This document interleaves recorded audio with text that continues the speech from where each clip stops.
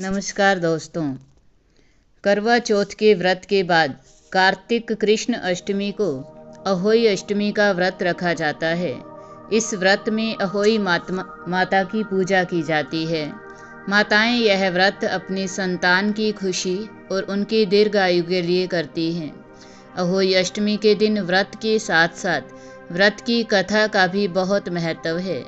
आइए अब हम आपको अहो अष्टमी की व्रत कथा की ओर ले चलते हैं।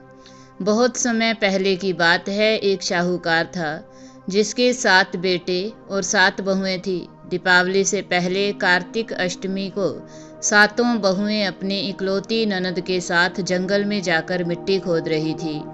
वहाँ स्याऊ की मांद थी। मिट्टी खोदते समय ननद के हाथ से स्याऊ का बच्चा मर गया, जिससे स्याऊ माता बहुत नाराज हो गई और बोली, मैं तेरी कोख बांधूंगी।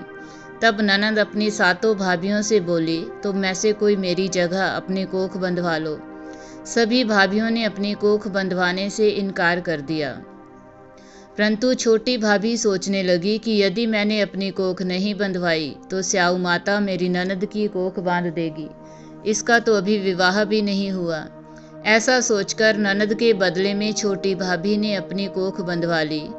अब इसके बाद उसको जो बच्चा होता 7 दिनों का होकर वह मर जाया करता था। एक समय उसके गांव में एक बहुत बड़े महर्षि आए तो छोटी बहू उनके पास जाकर रोने लगी और उसने स्याऊ माता द्वारा उसकी कोख बांधने का सारा वृतांत उन्हें कह सुनाया और इसका हल पूछने लगी।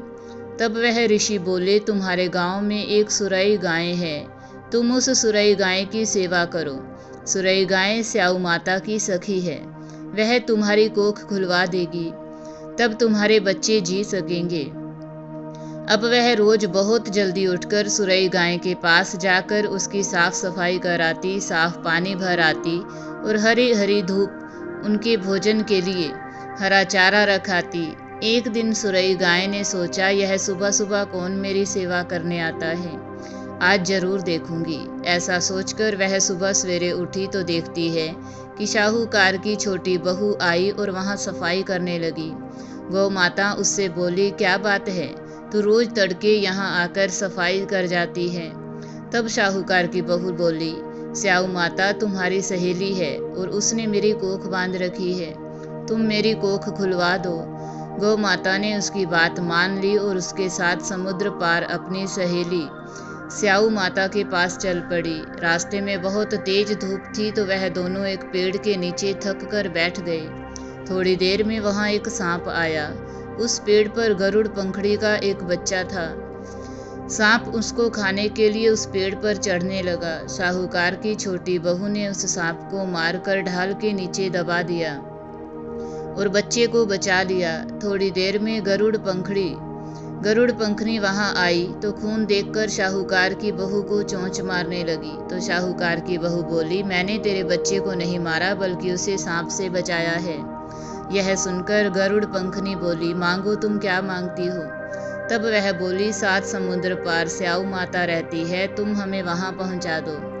तब गरुड़ पंखनी ने दोनों को अपनी पीठ पर बिठाकर स्याऊ माता के पास पहुंचा दिया। स्याऊ माता उनको देखकर बोली, आओ बहन, बहुत दिनों में आई हो। फिर कहने लगी, बहन, मेरे सिर में जुएं पड़ गई हैं। तब सुरई के कहने पर शाहूकार की बहू ने उसकी सारी जुएं निकाल दी। इस पर स्याऊ माता प्रसन्न होकर बोली, तूने मेरे सिर को बहुत आराम दिया है, इसलिए तेरे 7 बेटे और 7 बहुएं होगी। तो वह बोली, माता, मेरे तो एक भी बेटा नहीं है, 7 बेटे कहाँ से होंगे। स्याऊ माता बोली, अब तो वचन दिया है तो तेरे 7 बेटे जरूर होंगे। तब शाहूकार की बहू बोली, माता, मेरी कोख तो तुम्हारे पास बंद पड़ी है। यह सुन स्याऊ माता बोली, तूने तो मुझे ठग लिया। जा, तेरे घर जा, तुझे 7 बेटे और 7 बहुएं मिलेंगे। तू जाकर अहोई अष्टमी का व्रत और पूजन कर।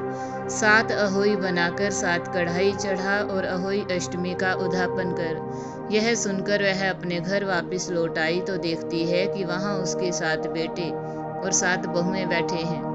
वह बहुत खुश हुई और उसने 7 अहोई बनाकर 7 कढ़ाई करी और अहोई अष्टमी का व्रत और उद्यापन किया।